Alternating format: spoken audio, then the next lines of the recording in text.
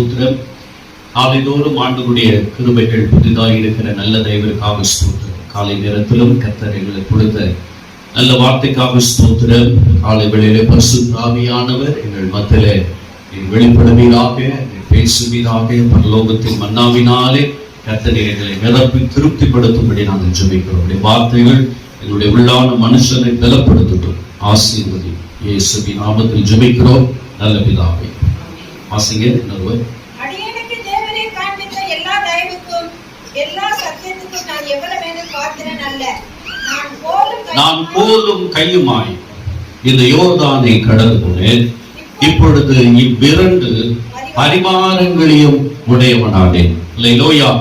ஆண்டவருக்கு மகிமை உண்டாவதாக. யாக்கோபு தேவன் தனக்கு செய்த மிகப்பெரிய ஆசீர்வாதங்களை கொடுத்த அற்புதமான கிருபைகளை நினைத்து சொன்ன வார்த்தைகள் இந்த வார்த்தைகள். கடந்த முதல் வாரத்திலே இவைகளை கொஞ்சம் நாம் தியானிக்க கர்த்தர் உதவி செய்தார். அந்த காரியத்தை சுருக்கமாய் சொல்லி நான் கடந்து போகிறேன். தன்னுடைய சகோதரன் ஏசாவை அவன் சந்திக்கும் முன்பதாக, ஏசாவை எதிர்கொள்வதற்கு முன்பதாக தன் சொந்தத்தை புதுப்பித்துக் கொள்ள, தன் சகோதரனை எதிர்கொள்ள, சகோதரன் என்ற உன்னதமான உறவை புதுப்பித்துக் கொள்ளும்படியாக, திரும்பவும் பெற்றுக் கொள்ளும்படியாக தன்னை யாக்கோபு ஆயத்தம் செய்து சொன்ன வார்த்தைகளை தான் இப்பொழுது நாம் வாசிக்கிறோம். அல்லேலூயா.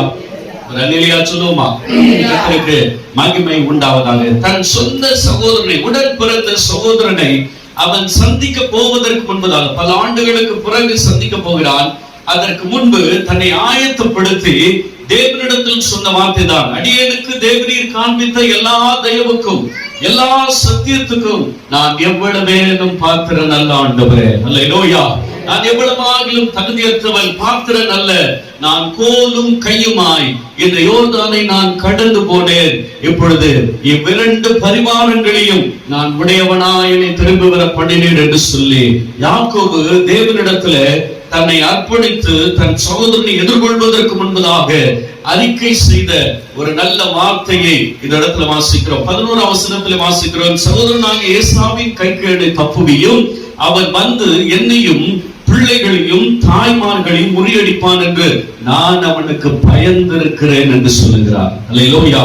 ஆனா அடுத்த வசனத்துல அவன் சொல்லுகிறார், தேவரீரோ நான் உனக்கு மெய்யாகவே நன்மை செய்து உன் சந்ததி எண்ணி முடியாத கடற்கரை மணலை போல மிகவும் பெருக பண்ணுவேன் என்று சொன்னீரே ஆண்டவர். எனக்கு வாக்கு கொடுத்தீங்களே ஆண்டவரே. இப்பொழுது நான் எதிர்கொள்ள போகிறேன், என் சகோதரனை எதிர்கொள்ள போகிறேன், ஆனால் நான் பயந்திருக்கிறேன் என்று அவன் தேவனிடத்திலே தன்னை அர்ப்பணித்து ஜெபிக்கிறான். அல்லேலூயா. கர்த்தருக்கு ஸ்தோத்திரம் உண்டாவதாக. ஏன் இத்தனை பயம் யாக்கோபுக்கு? ஏன் இத்தனை பயம்? சொந்த சகோதரனை ஏசாவை சந்திக்க போவதற்கு முன்பதாக ஏன் இவ்வளவு பயம் அவனுக்கு? அவனுடைய வாழ்க்கையில ஏன் இத்தனை பயங்கள் என்று நாம் கடந்த சில நாட்களுக்கு முன்பதாக அதை குறித்து நாம் வாசிக்க கர்த்தர் கிருபை கொடுத்தார். அல்லேலூயா. கர்த்தருடைய நாமத்திற்கு ஸ்தோத்திரம் உண்டாவதாக. 27ஆம் அதிகாரத்துல அதை குறித்து நாம் வாசிக்கிறோம். 27ஆம் அதிகாரத்தை திருப்பிக் கொள்ளுங்கள். அதுல 27ஆம் அதிகாரத்திலே நடந்த சம்பவத்தை சுருக்கமாய் சொல்லி நான் கடந்து போக ஆசைப்படுகிறேன். கர்த்தருக்கு மகிமை உண்டாவதாக. முதல் வசனத்திலிருந்து வாசிங்க. சுருக்கமா அந்த காரியத்தை பார்ப்போம். வேகமா வாசிங்க, வேகமா எடுத்து வாசிங்க. ஈசாக்கு முதிர்வயதானதினால் அவன் கண்கள் இருளடைந்து பார்வையற்று போனபோது அவன் தன் மூத்த குமாரனாகிய ஏசாவை அழைத்தேன், மகனே நான் இதோ இருக்கிறேன் என்று அவன் அறிக்கைப்படும் போது இந்த ஈசாக்கு தன் மூத்த குமாரனை நேசிக்கிறவனாக இருந்தான். இளைய குமாரனாகிய யாக்கோபை யார் நேசித்தார்? ரெபெக்கா, ஈசாக்கின் மனைவி, யாக்கோபின் தாய், அவனை அதிகமாய் நேசித்தார். யாக்கோபையோ ஈசாக்கு அதிகமாக நேசித்தான் என்று பார்க்கிறோம். கர்த்தருக்கு ஸ்தோத்திரம் உண்டாவதாக. ஆகவே நான் நேசித்த மூத்த குமாரனை ஈசாக்கு அழைத்து, நான் முதிர் வயதாகி போனேன், எனக்கு வயதாகி போனது, மரணமடையும் தருவாயில் இருக்கிறேன், ஆனால் நீ நன்றாய் வேட்டையாடக்கூடியவன், நன்றாய் சமைக்கக்கூடியவன், ஆகவே நீ வேகமாய் சென்று எனக்கு என்ன பண்ணு, வேட்டையாடி எனக்கு பிரியமானபடி என்ன பண்ணு, சமைத்து கொண்டு வா என்று அவன் சொன்னதை இந்த இடத்துல பார்க்கிறோம். கர்த்தருடைய நாமத்திற்கு ஸ்தோத்திரம் உண்டாவதாக. தகப்பனும் மூத்த குமாரனும் பேசிக் கொண்டிருப்பதை யார் கேட்டது? யார் கேட்டார்? தாய் ரெபெக்காள் கேட்கிறார். தாய் ரெபெக்காள் கேட்கிறார். அதுங்க இளைய குமாரன் அவளுக்கு மிகவும் நெருக்கமானவன். ஆகவே அவனுக்கு ஒரு காரியம் செய்ய வேண்டும் என்று சொல்லி இவள் காத்திருந்த போது மூத்த குமாரனும் தன் கணவனும் பேசிக் கொண்டிருந்ததை ரெபெக்காள் கேட்டுக் கொண்டிருந்தால், ஏசா வேட்டையாடி கொண்டு வரும்படி வனத்திற்கு போகும்போது, வனத்திற்கு சென்ற போது ரெபெக்காள் யாக்கோபை அழைத்து என்ன பண்ணுகிறார்? சகோதரனாகிய ஏசாவுக்கு உன் தகப்பன் இன்னென்ன விதமாய் சொல்லி இருக்கிறார், நீ என்ன பண்ணு, தகப்பன் மரணம் அடையும் முன்பே அவர் வைத்திருக்கிற ஆசீர்வாதங்களை நீ பெற்றுக்கொள்ள வேண்டும் என்று சொல்லி, அவன் நான் சொல்கிறபடி கேள் என்று சொல்லி அவள் யாக்கோபுக்கு சில காரியங்களை சொன்னதை நாம் பார்க்கிறோம். நீ ஆட்டு மந்தைக்கு போய் என்ன பண்ணு, 2 வெள்ளாட்டு குட்டி என்ன பண்ணு, பிடித்து அதை என்ன பண்ணு, கொண்டு வா, அதை நான் ருசி உள்ளதா என்ன பண்றேன், சமைக்கிறேன், கொண்டு போய் உன் தகப்பன் இடத்துல கொடு என்றார். பாருங்க, பயங்கரமான தந்திரம். அப்படித்தானே டெக்னிக்கா வேலை பார்க்கிறார். ஒருத்தர் வேட்டையாடி கஷ்டப்பட்டு கொண்டு வந்து கொடுத்து ஆசீர்வாதங்களை பெற்றுக்கொள்ளணும் நம்ம அனுப்பப்பட்டான். யாக்கோபோ லகுவாய் ஆசீர்வாதத்தை பெற்றுக்கொள்ள தாய் சொன்னபடி குறுக்கு வழி என்ன பண்றார், போன காரியத்தை நாம் பார்க்கிறோம். கர்த்தருக்கு மகிமை உண்டாவதாக. ருசியுள்ள பதார்த்தம் அவனுக்கு தேவைப்பட்டது. கொண்டு வந்து கொடுக்கும்படி அவன் கடந்து போன போது ஏசா வருவதற்கு முன்பதாகவே யாக்கோபு எல்லாத்தையும் ரெடி பண்ணியாச்சு. அல்லேலூயா, கர்த்தருக்கு ஸ்தோத்திரம் உண்டாவதாக. 13ஆம் வசனத்தை வாசிங்க.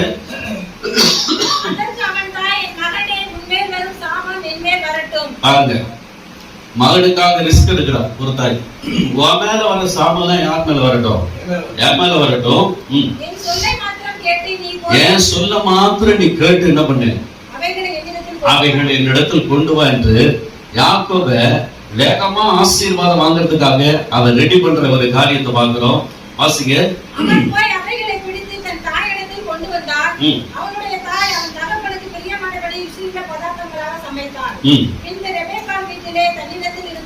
தன் மூத்த மகனாகிய ஏசாவின் நல்ல வஸ்திரங்களை எடுத்து தன் இளைய மகனாகிய யாக்கோபுக்கு உடுத்தி வெள்ளாட்டு குட்டிகளின் தோலை அவன் கையிலையும் ரோகமில்லாத அவன் கழுத்திலையும் போட்டு தான் சமைத்த ருசியுள்ள பதார்த்தங்களையும் அப்பங்களையும் தன் குமாரனாகிய யாக்கோபின் கையிலே கொடுத்தான். அல்லேலூயா, எவ்வளவு வேலை பார்த்திருக்கா பாருங்க.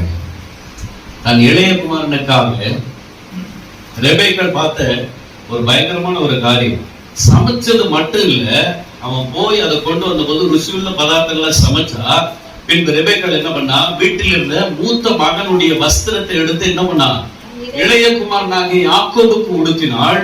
உடுத்தினது மாத்திரமல்ல, அவன் கைகள் என்ன பண்ணா, வெள்ளாட்டு குட்டிகளின் தோலை அவன் கையிலேயும் ரோமம் இல்லாத அவன் கழுத்திலையும் போட்டான். சொல்லுவோமா? ஏன்னா ஏசா அவன் ரோமம் மிகுந்தவன், ரோமம் மிகுந்தவன், கடினமான ஒரு சரீரம் கொண்டவனா இருந்தான். அங்கே ரெபெக்காள் அவனை ஆயத்தப்படுத்தி எல்லாம் செய்யும் போது இவன் அதற்கு சம்மதித்தான். இதெல்லாம் எடுத்துக்கிட்டு தகப்பன்கிட்ட போறான். தகப்பன் அவன் அழகா கேட்கிறான் பாருங்க, வாசிங்க. அவன் தன் தகப்பனிடத்தில் வந்து என் தகப்பனே என்றான். அதுக்கு அவன் இதோ இருக்கிறேன், நீ யார் என் மகனா என்றான். அப்போ யாக்கோபு என் தகப்பனை நோக்கி நான் ஒரு மூத்த குமாரனாகிய ஏசா, நீர் எனக்கு சொல்லபடியே செய்து உம்முடைய ஆத்துமாவை ஆசீர்வதிக்கும்படி நீர் எடுத்து உட்கார்ந்து நான் வேட்டையாடி கொண்டு வந்ததை துசியும் என்றான். அப்போ ஈசாக்கு தன் குமாரனை நோக்கி என் மகனே, இது உனக்கு இத்தனை சீக்கிரமா எப்படி ஆகப்பட்டது என்றான். இவ்வளவு வேகமா கிடைச்சிருச்ச வேட்டையாடினது, இத்தனை சீக்கிரமாய் உனக்கு கிடைத்தது இப்படி என்றான். அவனுடைய தேவனாய் கர்த்தர் எனக்கு நேரப்பட்டதை நேரப்படினார் என்றான். அப்போ ஈசாக்கு யாக்கோபுக்கு என் மகனே, நீ குமாரனாக ஏசாதானே அல்லவா? கண் மங்கி போயிருந்த ஈசாக்கு யாக்கோபை அழைத்து தடவி பார்க்கிறான். நீதானா ஏசாதானான்னு கேட்கிறான். என்று நான் உன்னை தடவி பார்ப்படி கிட்டே வா என்றான். யாக்கோபு தன் தகப்பனாகிய ஈசாக்கினிடத்தில் கிட்ட போனான். அவன் இவனை தடவி பார்த்து யாக்கோபின் சத்தம் யாருக்குள்ளது? யாக்கோபுக்குள்ளது. கைகளும் ஏசாவின் கைகள். ஏன்? அம்மா கொடுத்த டெக்னிக் அது. அம்மா கொடுத்த டெக்னிக். ஏன்னா கைகள் எல்லாம் ரோமம் போட்டு என்ன பண்ணிருக்கா, தோல் போட்டு வெள்ளாட்டு தோல் எல்லாம் போத்தி அனுப்பியிருக்கா. கழுத்தெல்லாம் ரோமம் இருக்குது. தடவி பார்க்கிறான். சத்தம் யாருக்கு? யாக்கோபு சத்தம். தடவி பார்த்தா ஏசா மாதிரி இருக்கிறான். பாருங்க, தந்திரமா தன் தகப்பனிடத்துல ஆசீர்வாதங்களை வாங்கினவன் இவன் என்று பார்க்கிறோம். கர்த்தருக்கு மகிமை உண்டாவதாக. வாசிங்க. அவருடைய கைகள் அவன் சகோதரனாகிய ஏசாவின் கைகளைப் போல் ரோமம் உள்ளவர்களாய் இருந்தபடியாலே இவன் இன்னார் என்று அறியாமல் அவனை 26 இருந்து வாசிங்க. 26. அப்பொழுது அவன் தகப்பனாகிய ஈசாக்கு அவனை நோக்கி, என் மகனே, நீ கிட்டே வந்து என்னை முத்தம் செய் என்றான். அவன் கிட்டே போய் அவனை முத்தம் செய்தான். இதெல்லாம் நடந்தது எப்ப? கிட்ட வர சொன்னது எப்ப? சாப்பாடெல்லாம் முடிச்ச பிறகு, எல்லாம் சாப்பிட்டெல்லாம் முடிச்சாச்சு. கொண்டு வந்ததெல்லாம் சாப்பிட்டு முடிச்ச பிறகு கிட்ட வான்னு சொல்றான். கிட்ட போன போது அவன் என்ன பண்றான்? அனைத்து முத்தம் செய்கிறான். அப்பொழுது அவனுடைய வஸ்திரங்களின் வாசனையை மோந்து பார்த்து, ஒரு அல்லேலூயா சொல்லுவோமா? அல்லேலூயா சொல்லுவோமா? அத நான் 2 வாரத்துக்கு முன்னாடியே சொன்னேன். இன்னைக்கும் ஒரு 10-20 சட்டை அடுக்கி வச்சுட்டு, ஏன் ஒருத்தனுடைய சட்டையை அடுக்கி வச்சா எங்க அம்மா அழகா கண்டுபிடிப்பா. எங்க அம்மா அழகா கண்டுபிடிப்பா. என் பையனுடைய ஸ்மெல் இருந்தால் இன்னும் சொல்லுவாங்க, அவன் ஸ்மெல்லுக்காக இன்னும் பத்திரப்படுத்தி வச்சிருக்கேன், அவன் ஷர்ட் எல்லாம் துவைக்காத கூட பத்திரப்படுத்தி வச்சிருக்கேன் அப்படின்னு. அப்ப தகப்பனுக்கும் தாய்க்கும் தன் பிள்ளைகளுடைய வாசனை இன்னதென்று அவர்கள் அறிந்திருப்பார். சொல்லுமா? கிட்ட வந்து அவன் வஸ்திரத்தை என்ன பண்ணான்? அவனுடைய வஸ்திரங்களின் வாசனை என்ன பண்ணான்? மோந்து,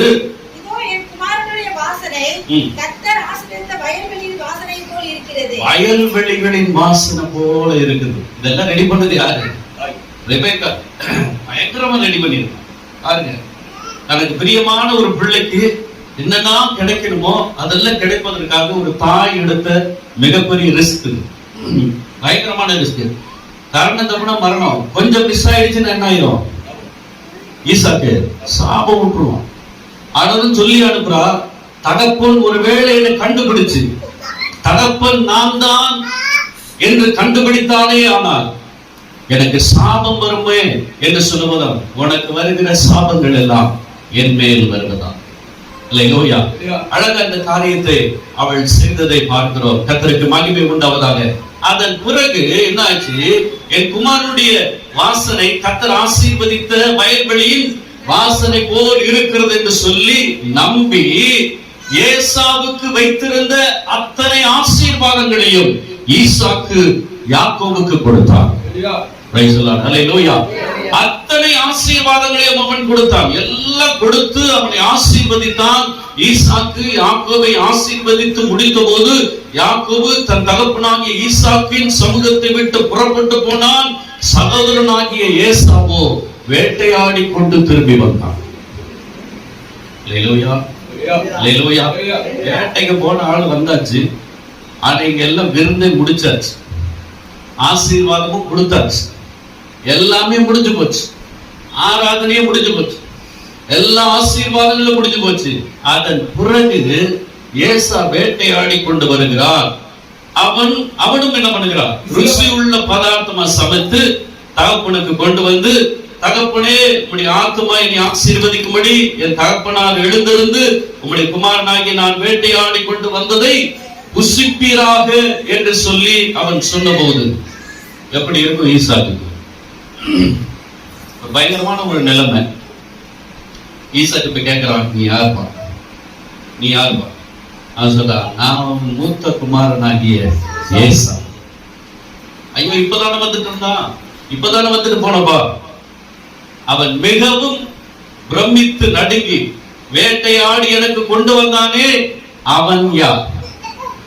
வேட்டையாடி எனக்கு சமைத்து வந்தானே அவன் யார்? என்னிடத்திலே வந்து அத்தனை ஆசீர்வாதங்களை வாங்கி கொண்டு சென்றானே அவன் யார்? நீ வருவதற்கு முன்பதாகவே அவன் எல்லாவற்றையும் எனக்கு கொடுத்து நான் புசித்த பிறகு அவனை ஆசீர்வதித்தேனே, அவன் ஆசீர்வதிக்கப்பட்டவனாய் இருப்பான் என்று சொன்னான். நல்லையா சொல்லுவோமா? தப்பி ஆசீர்வதித்தாலும் நம்முடைய பிள்ளைகளுக்கு நாம் ஆசீர்வாதத்தை தான் கொடுக்கணுமே ஒழிய சாபத்தை ஒரு நாடு கொடுக்க கூடாது. அது உனக்கு சாபம். உன் பிள்ளைகளுக்கு நீ ஆசீர்வாதத்தை கொடுக்கறதுக்கு தான் கர்த்தர் இந்த உலகத்துல ஒன்ன உசுரோட வச்சிருக்கிற.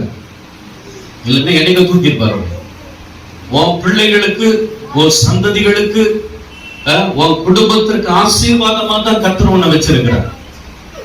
வசனம் சொல்லுது, ஆசீர்வதிப்பதே அல்லாமல் சபித்தல் உங்கள் வாயிலிருந்து புறப்படக்கூடாது. ஒரு அல்லேலூயா சொல்லுவோமா? பிள்ளைகளை நீங்கள் ஆசீர்வதிப்பதற்காகத்தான் கர்த்தர் உங்களை ஆசீர்வாதமா வச்சிருக்கார். நீ உன் பிள்ளையை ஆசீர்வதிக்கலன்னா உனக்கு இருக்கிற அத்தனை ஆசீர்வாதத்தையும் தூக்கிடுவார். உன் பிள்ளைங்க நல்லா இருக்கணும்னு நினைக்கணும், உன் பிள்ளைங்க மேன்மையா இருக்கணும்னு நினைக்கணும், உன் பிள்ளைங்க உயர்ந்த நிலைமையில இருக்கணும்னு நினைக்கணும். அப்படிப்பட்ட பெற்றோர்களை தான் கர்த்தர் உயர்ந்த நிலைமையில் வைத்து ஆசீர்வதிக்கிறார். இவன் நினைச்சிருந்தா சொல்லியிருக்கலாம், அவனுக்கு கொடுத்த அத்தனை ஆசீர்வாதங்களும் சாபமாய் மாறி போக கடவுது. நடக்குமா நடக்காதா? எஸ். ஆனா ஈசாக்கு ஒரு நாள் அந்த பாவத்தை செய்யவே கிடையாது. தன் பிள்ளைகளை சபிக்கிறவனை கர்த்தர் சபிக்கிறவர், தன் பிள்ளைகளை ஆசீர்வதிக்கிறவர்களை கர்த்தர் ஆசீர்வதிக்கிறார். அத வசனம் சொல்லுது, உன்னை சபிக்கிறவனை நான் சபிப்பேன், உன்னை ஆசீர்வதிக்கிறவனை நான் ஆசீர்வதிப்பேன். கர்த்தர் உனக்கு எத்தனை பிள்ளை கொடுத்திருந்தாலும் 1 2 3 4 5 அத்தனை பிள்ளைகளுக்கு நீ ஆசீர்வாதமா இருக்கும். ஒரு பிள்ளை வேறு பிரிச்சு பார்க்க. 4 பிள்ளை இருந்ததுன்னா 4 பிள்ளை ஒன்னா பாரு. 2 பிள்ளை பிரிச்சு 2 பிள்ளை அங்கிட்டு தள்ளி அந்த வேலையெல்லாம் செய்யாது. அது உனக்கு சாபம், ஆசீர்வாதம் கிடையாது. கர்த்தர் உனக்கு கொடுத்த மிகப்பெரிய பொக்கிஷமும் பிள்ளைங்க. தவறுவாங்க, அதுதான் பிள்ளைங்க. தவறுதான் பிள்ளைங்க. அதை சரிப்படுத்துறதும் பெற்றோம். பிள்ளைங்க தவறதான் செய்வாங்க. நாம தவறாக வந்துட்டோமா, நாம தப்பு பண்ணாத இருந்தோமா, நாம சேட்டை பண்ணாத இருந்தோமா, நாம பொய் சொல்லாத இருந்தோமா, நாம எழுத்து பேசாத இருந்தோமா, இன்னைக்கு நம்ம பிள்ளை செய்யும்போது நமக்கு குத்துதியா? பிள்ளைங்க தவறுப்பாங்கயா, அதுதான் பிள்ளைங்க. அது பொம்மை இல்லை, அது ரோபோ இல்லை. நீ சொல்றதெல்லாம் கேட்டு கட்டளை கேட்டு கேட்டு செய்யறது ரோபோ கிடையாது, மனுஷன். அதை நேசி, ஒரு பொருளை நேசிக்கிற, அப்படிதானே? செல்போன் கீழே விழுந்துச்சுன்னா பதறது மனசு. உன் பிள்ளை கீழே விழுகுது, ஏன் பதற மாட்டேங்குது? தகப்பன் உள்ளம், தாய் உள்ளம் துடிக்கணும், துடிக்கணும். ஈசாக்கு தன் 2 பிள்ளைகளையும் ஒரே மாதிரி தான் நேசித்தான். இந்த பிள்ளை அப்படி நேசிக்கணும், அந்த பிள்ளை இப்படி நேசிக்கணும் இல்ல. நல்லா யோசித்து பாருங்க. எனக்கு ஆண்டவர் கிருபையில ஒரே பிள்ளை, நேசித்தாலும் நேசிக்கலாம், அது நேசித்து ஆகும். 4-5 இருக்கிற வீடுகள்ல பாருங்க, அப்பாவுக்கு பிடிச்சிருந்தது, அம்மாவுக்கு பிடிச்சிருந்தது, மச்சானுக்கு பிடிச்சிருந்தது, மாமிக்கு பிடிச்சிருந்தது. என்ன அது? எவன் பெற்ற? நீ தானே பெற்ற. உன் பிள்ளை உனக்கு ஆசீர்வாதம், நீ பிள்ளைகளுக்கு ஆசீர்வாதம். அதுதான் கர்த்தர் எதிர்பார்க்கிறார். அதுதான் ஆசீர்வதிக்கப்பட்ட குடும்பம். என் குடும்பத்தில் இன்னும் ஆசீர்வதிக்க, என் குடும்பத்தில் இன்னும் சமாதானம் இல்லை. ஏன் வரல? ஏன் வரல? நேசிக்கிறதுல வித்தியாசம் இருக்கு, அன்பு கூறுறதுல வித்தியாசம் இருக்கு, செய்யறதுல வித்தியாசம் இருக்கு, நடக்கையில வித்தியாசம் இருக்கு, செயல்பாடுல வித்தியாசம் இருக்கு, பேச்சுல வித்தியாசம், எல்லாத்துலயும் வித்தியாசம் இல்ல. கர்த்தர் உனக்கு கொடுத்த அத்தனை பிள்ளைகள் உனக்கு கர்த்தர் கொடுத்த சொத்து. அந்த மனசுல வச்சு, தெய்வம் உனக்கு கொடுத்த மிகப்பெரிய பொக்கிஷம். பிள்ளை இல்லாத எத்தனை பேரையா அழுகிறான் இன்னைக்கு? தொட்டில் கட்டிக்கிட்டு இருக்கான் மரத்துல, தெரியுமா? அவனுக்கு கிருபையா கர்த்தர் கொடுத்துருக்கு. தொட்டில் கட்டி கோயில் குளமா அழுது, பிள்ளை இல்லை. எனக்கு தெரிஞ்சு இங்க ஸ்டேட் பேங்க்ல ஒருத்தர் வேலை பார்த்தார். ஸ்டேட் பேங்க் அவங்களை நான் சந்திச்சது. அவங்களுக்கு இது வரைக்கும் பிள்ளை. அவங்க சொல்லுவாங்க, கத்தெடுக்கும் இல்லை, கடவுள் எங்களுக்கு எப்படியாவது ஒரு பிள்ளைய கொடுத்துட மாட்டேன். அத்தனை சொத்து, அத்தனை சொத்து, என்ன இல்லை அவங்களுக்கு எல்லாமே இருக்கு, சகல சம்பூர்ணம் இருக்கு, ஒன்னே ஒண்ணு இல்லை, பிள்ளை. அத வேதம் சொல்லுது, பிள்ளைகள் கர்த்தரால் வரும் சுதந்திரம். அல்லேலூயா. கரங்களை வைத்து உங்க பிள்ளைகளுக்கு கர்த்தரை ஸ்தோத்திரம் பண்ணுங்க. அல்லேலூயா.